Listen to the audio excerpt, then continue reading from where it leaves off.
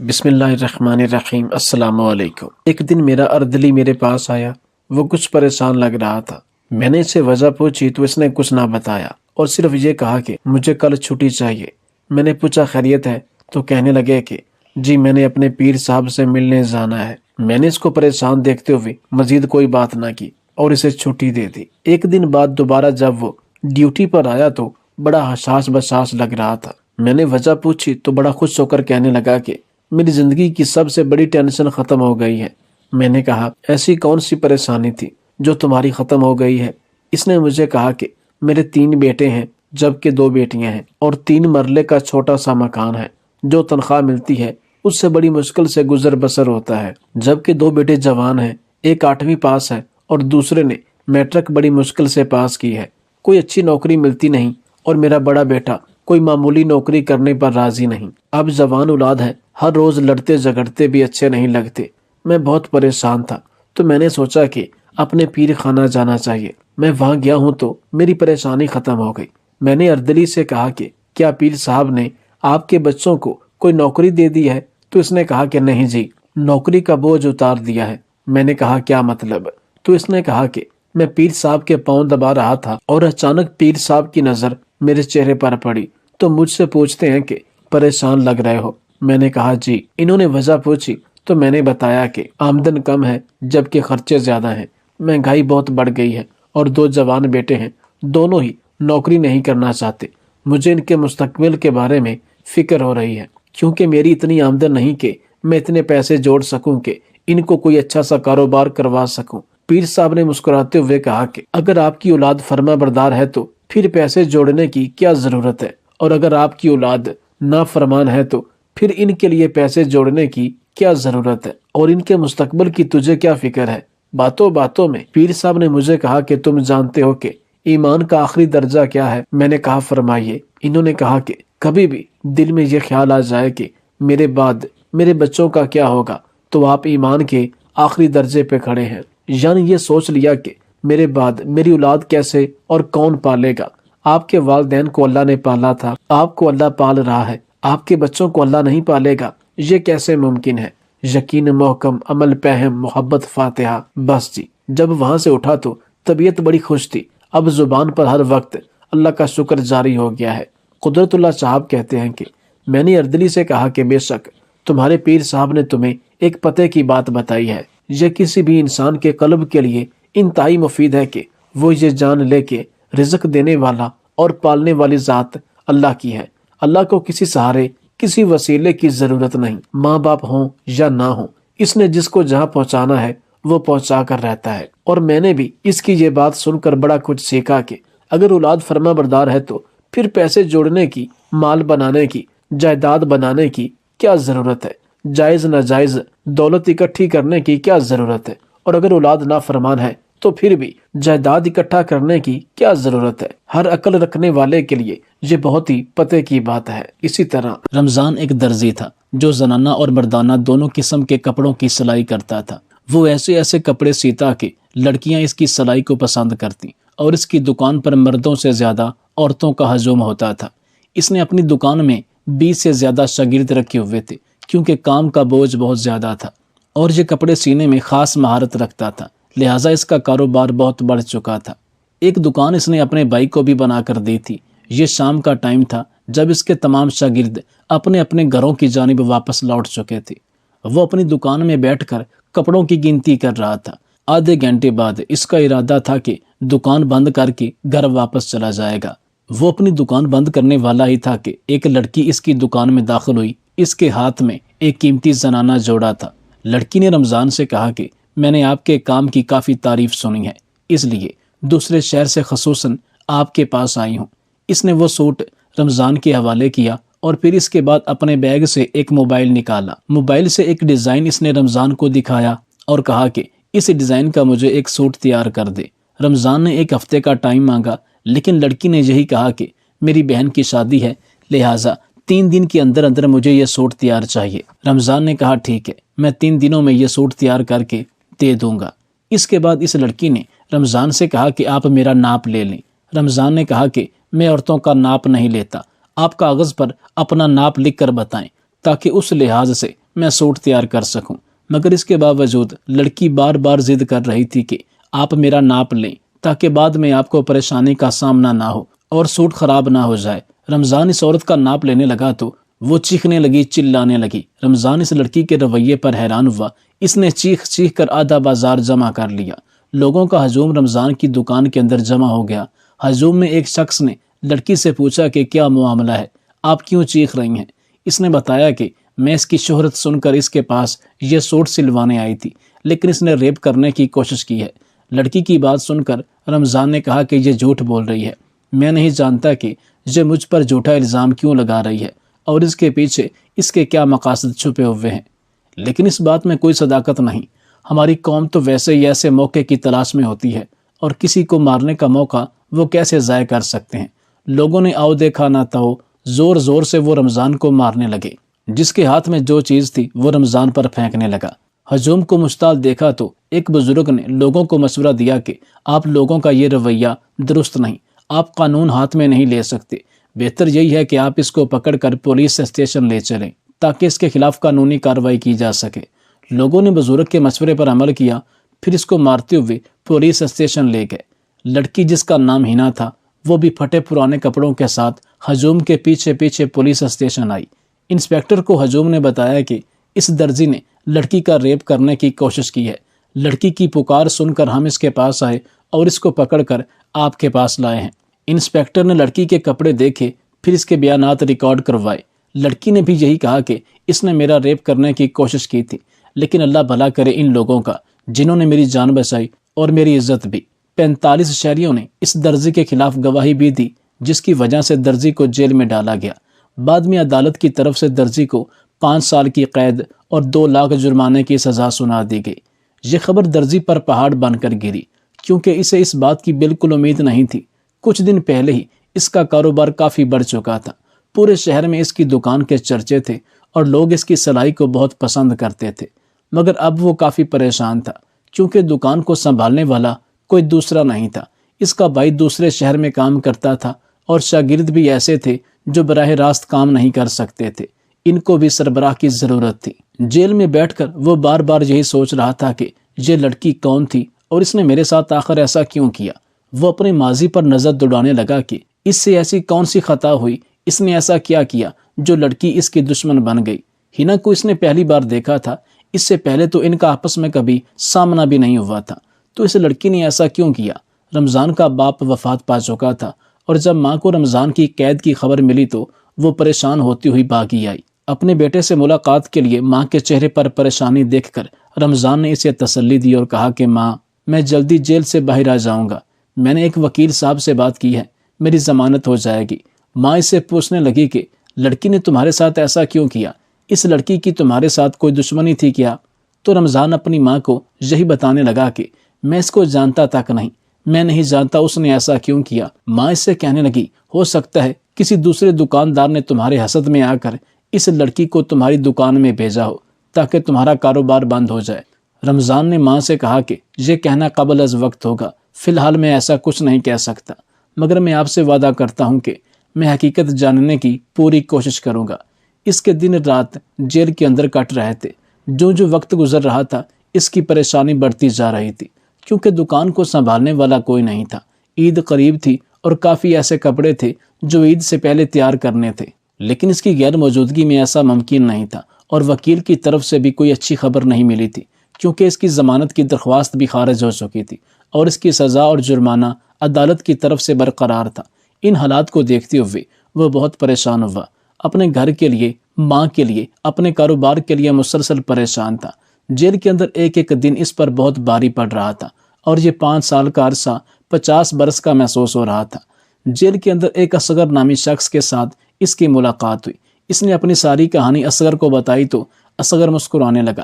اس نے اصغر سے پوچھا کہ آپ میری روداد سن کر مسکرا کیوں رہے ہو، جس پر اصغر نے کہا کہ میری کہانی بھی کچھ ایسی ہی ہے، میں اس لیے مسکرا رہا ہوں، بلکہ ہم سب کی ایسی ہی کہانی ہے۔ 90% قیدی ادھر بغیر کسی وجہ کے بے گناہ سزا کاٹ رہے ہیں۔ اس ملک کے رہنے والے باشندوں کے پاس جس کے پاس دولت ہے، پیسہ ہے، طاقت ہے، وہ جرم کر کے بھی آزاد گھومتا ہے، جبکہ غریب کے خلاف جھوٹے گواہوں کی مدد سے اس کو قید کیا جاتا ہے۔ رمضان اس کی بات سن کر حیران ہوا اور کہا کہ آپ کے ساتھ کیا واقعہ پیش آیا، کیا زیادتی ہوئی؟ اس نے بتایا کہ میں لوہار ہوں، لوہے کے اوزار بنانا یا پھر مرمت کرنا میرا پیشہ ہے۔ ایک دن میں کچھ اوزار لے کر اپنی دکان سے گھر واپس جا رہا تھا، سڑک پر مجھے ایک شخص لیٹا ہوا نظر آیا۔ میں اسے دیکھ کر پریشان ہوا، وہ پانی کی صدائیں بلند کر رہا تھا۔ مجھے محسوس ہوا کہ یہ مصیبت میں ہے اور پیاسا بھی ہے۔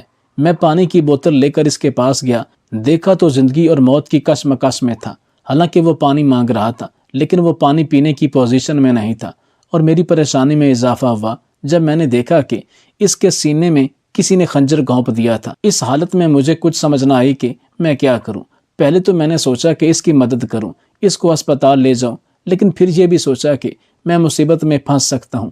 ابھی میں سوچوں میں ہی تھا کہ ایک پولیس وین وہاں سے گزری اور پولیس والا وین سے اترا اور دیکھا کہ ایک شخص زمین پر لیٹا ہے اور میرے ہاتھ میں کچھ اوزار تھے۔ میں نے ان میں سے ایک اوزار اس کے سینے میں گھونپ دیا ہے۔ یہ اس کی سوچ تھی۔ بغیر سوچے سمجھے انہوں نے مجھے گرفتار کیا۔ میں اپنی صفائی میں بار بار یہی کہنے لگا تھا کہ میں نے اسے سڑک پر لیٹے دیکھا تھا، راستے میں زخمی حالت میں پڑا تھا، میں اس کی مدد کرنے والا ہی تھا کہ آپ لوگ ادھر آ پہنچے اور مجھے پکڑ لیا۔ لیکن انہوں نے میری کسی بات کا یقین نہ کیا۔ آدمی دم توڑ چکا تھا اور مجھ پر قتل کا الزام لگ گیا۔ مجھے اس جیل میں 8 سال ہو چکے ہیں اور قتل کے جرم میں مجھے عمر قید کی سزا سنا دی گئی، مگر اب میں اس سے بیزار آ چکا ہوں اور میرے دل کی خواہش ہے کہ مجھے پھانسی کی سزا ہو جائے۔ یہ سن کر رمضان کہنے لگا، آپ کیسی باتیں کر رہے ہیں کہ آپ کو اپنے گھر والوں کا کوئی احساس نہیں؟ آپ کے بعد ان پر کیا قیامت گزرے گی؟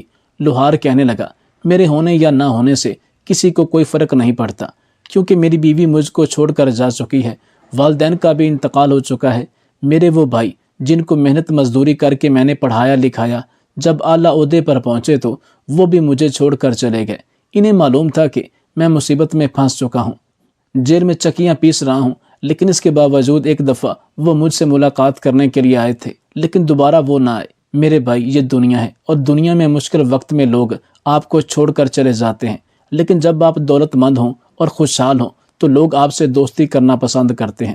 رمضان نے لوہار سے کہا کہ میں آپ سے اتفاق کرتا ہوں، بالکل ایسا ہی ہے، بس دعا کرو کہ زندگی میں کبھی برا وقت نہ آئے جس طرح آپ پر اور مجھ پر اچانک برا وقت آ پڑا۔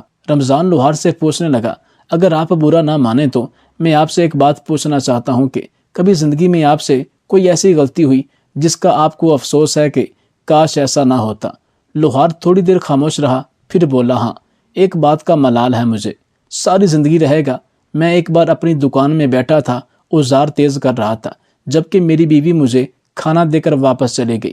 میں کام میں مصروف تھا اور سوچا جب کام سے فارغ ہو جاؤں گا تب آرام سے کھانا کھاؤں گا۔ میں اوزار تیز کرنے میں مصروف تھا کہ ایک بلی میرا کھانا خراب کر کے چلی گئی۔ کھانا نیچے فرش پر گر پڑا اور وہ کھانے کے قابل نہ رہا۔ اس دن میں دوپہر کو بھوکا رہا اور مجھے بلی پر غصہ آیا۔ دوسرے دن دوبارہ بلی نے میرا نقصان کیا۔ میرا ارادہ تھا کہ بلی کو پکڑ کر کہیں دور جنگل چھوڑ کر آ جاؤں۔ ایک دن جیسے ہی بلی میری دکان میں داخل ہوئی تو میں نے دروازہ اندر سے بند کر دیا، روشن دان بھی اچھے طریقے سے بند کیے تاکہ بلی باہر نہ جا سکے۔ میں ٹارچ لے کر بلی کو کمرے میں تلاش کرنے لگا۔ تھوڑی دیر بعد میں نے دیکھا کہ وہ کونے میں بیٹھی تھی۔ میں جیسے ہی بلی کو پکڑنے لگا تو بلی نے چھلانگ لگائی اور وہ آگ کی بھٹی میں جا گری۔ یہ دیکھ کر میری روح کانپ گئی۔ میں چاہتے ہوئے بھی بلی کو نہیں بچا سکا تھا، کیونکہ آگ بہت تیز تھی اور بلی کی چیخو پکار میرے کانوں میں آج تک گونجتی ہے۔ اس چیز کا مجھے افسوس ہے کہ کاش میں بلی کو پکڑنے کی کوشش نہ کرتا اور وہ بیچاری نہ جلتی۔ کچھ دن بعد میں نے اپنی دکان کی چھت پر دیکھا تو بلی کے 3 بچے مرے ہوئے تھے۔ وہ بیچارے اپنی ماں کے انتظار میں تھے کہ وہ کچھ کھانے کو لے کے آئے گی، لیکن افسوس کہ ان کی ماں تو مر چکی تھی اور اپنی ماں کا انتظار کرتے کرتے وہ بچے بھی آخر مر گئے۔ کبھی کبھی مجھے ایسا محسوس ہوتا ہے جس کیس میں میں بری طرح پھنس چکا ہوں، جبکہ میرا قصور بھی نہیں، شاید مجھے اس بلی کی آہ لگی ہے۔ اس کے بعد لوہار نے رمضان سے پوچھا کہ کبھی آپ کو بھی زندگی میں کوئی پچھتاوا ہوا؟ رمضان نے لوہار کو جواب دیا کہ زندگی میں مجھے کوئی پچھتاوا تو نہیں، بس کچھ لوگ میری زندگی سے چلے گئے ہیں، ان کی کمی آج تک محسوس کرتا ہوں۔ دن رات بدلتے گئے، پتہ نہ چلا کہ 5 سال گزر گئے۔ یہ رمضان کا جیل میں آخری دن تھا۔ وہ لوہار کے گلے ملا۔ اس دن لوہار کی آنکھوں میں آنسو تھے، کیونکہ ان 5 سال میں رمضان اس کا بہترین دوست بن چکا تھا، جو اپنے دکھ سکھ کی باتیں اس سے شیئر کرتا تھا اور رمضان کے علاوہ جیل میں ایسا کوئی شخص نہیں تھا جو لوہار کے اتنا نزدیک ہو۔ رمضان جیل سے تو آزاد ہو چکا تھا، لیکن اس کے دل میں غصہ تھا اس لڑکی ہنا کے خلاف۔ وہ ہنا کو نہیں بھول سکتا تھا، جس کی وجہ سے اس کا سارا کاروبار برباد ہو چکا تھا۔ رمضان کے سارے شاگرد اسے چھوڑ کر چلے گئے تھے اور دوسری دکانوں پر کام کرنا شروع کر دیا تھا۔ نئے سرے سے کام کرنا اتنا آسان معاملہ نہیں تھا، کیونکہ 5 سال کے عرصے میں کافی کچھ بدل چکا تھا۔ اس علاقے میں نئی دکانیں بن گئی تھیں، کچھ بوتیک بھی بن چکے تھے جہاں کپڑے ملتے تھے۔ رمضان کی ماں کو اس بات کا علم ہو چکا تھا کہ رمضان اس لڑکی کی تلاش میں ہے اور دن رات بہت بے چین رہتا ہے۔ اس نے جب اپنے بیٹے کے ارادے دیکھے تو اسے منع کیا اور کہا، بیٹا جو ہو گیا سو ہو گیا، پتہ نہیں وہ دشمن کی سازش تھی یا پھر کیا تھا، تم اس لڑکی کو بھول جاؤ۔ مگر وہ اپنی ماں سے بار بار یہی کہتا کہ ایسی لڑکی کو میں کیسے بھول سکتا ہوں جس نے مجھے تباہ و برباد کیا، پورے علاقے میں میری بدنامی ہوئی، اور اس کے علاوہ کافی دوست ایسے بھی ہیں جو مجھ سے دور چلے گئے صرف اس عورت کی وجہ سے۔ میں زندگی میں ایک بار تو اس کا سامنا ضرور کروں گا اور اس سے پوچھنا چاہوں گا کہ اس نے آخر ایسا کیوں کیا۔ کافی عرصے تک وہ ہنا کو تلاش کرتا رہا، لیکن وہ اسے نہ مل سکی۔ رمضان کے کچھ دوست تھے، اس نے ان کے ذمہ لگایا کہ فلاں نام کی لڑکی، اس کے بارے میں پتہ کرو کہ وہ کہاں ہے، کیا کر رہی ہے۔ تقریباً 1-1.5 ماہ بعد اس کے دوست نے رمضان کو بتایا کہ ہنا کا پتہ چل چکا ہے، اس کے گھر کا ایڈریس بھی مل چکا ہے، لیکن میں تمہیں یہی مشورہ دوں گا کہ اس لڑکی سے دور رہو، بہتری اسی میں ہے۔ رمضان نے پوچھا کہ میں اس سے دور کیوں رہوں؟ اس نے بتایا کہ وہ مقابلے کا امتحان کلیئر کر کے اسسٹنٹ کمشنر کے عہدے پر فائز ہوئی ہے۔ رمضان نے کہا، اگر وہ آفیسر بن چکی ہے تو کیا ہوا، اسے جواب تو دینا پڑے گا۔ رمضان کو یقین نہیں آ رہا تھا کہ وہ لڑکی آفیسر کیسے بن گئی، جبکہ وہ تو مکار تھی، ایک جھوٹی لڑکی جس کی وجہ سے میرا مستقبل خراب ہوا، جس نے 45 لوگوں کو بے وقوف بنایا۔ سارے اس کی بات پر یقین کر رہے تھے کہ وہ سچ بول رہی ہے۔ اس قسم کی لڑکی اعلیٰ عہدے پر کیسے فائز ہو سکتی ہے؟ لہٰذا وہ خود اس بات کی تصدیق کرنا چاہتا تھا کہ وہ آفیسر بنی ہے یا نہیں۔ اگلی صبح وہ گھر سے نکلا اور اسسٹنٹ کمشنر ہاؤس کے سامنے بیٹھ گیا۔ تھوڑی دیر بعد اس نے دیکھا کہ بڑی سی گاڑی میں ہنا گھر سے باہر آ رہی تھی۔ اس کی سیکیورٹی بھی کافی سخت تھی۔ ہنا کو دیکھ کر وہ حیران ہوا۔ 5 سال میں بیتا زمانہ یاد آیا جس دن اس کی دکان میں وہ آئی تھی اور اپنے کپڑے پھاڑ دیے تھے۔ زیادہ سیکیورٹی کی وجہ سے وہ ہنا سے بات نہیں کر سکتا تھا، حالانکہ وہ بات کرنا چاہتا تھا۔ وہ بھیس بدل کر ایک فقیر کے روپ میں اسسٹنٹ کمشنر ہاؤس کے سامنے بیٹھ گیا کہ شاید کبھی نہ کبھی ہنا اس پر ترس کھائے اور بھیک میں کچھ پیسے دے دے۔ یہی موقع ہوگا جب میں اس سے بات کر سکوں گا، اسے بتا سکوں گا کہ اس نے میرے ساتھ آخر ایسا کیوں کیا۔ مگر افسوس کہ کبھی بھی وہ اپنے مقصد میں کامیاب نہ ہو سکا۔ ہنا نے کبھی بھی اسے بھیک دینے کی بھی کوشش نہ کی، بلکہ 1 ماہ گزر چکا تھا، ہنا نے ایک نظر اٹھا کر بھی اسے نہیں دیکھا تھا۔ اس کی ہر طرح کی کوشش ناکام ہو چکی تھی۔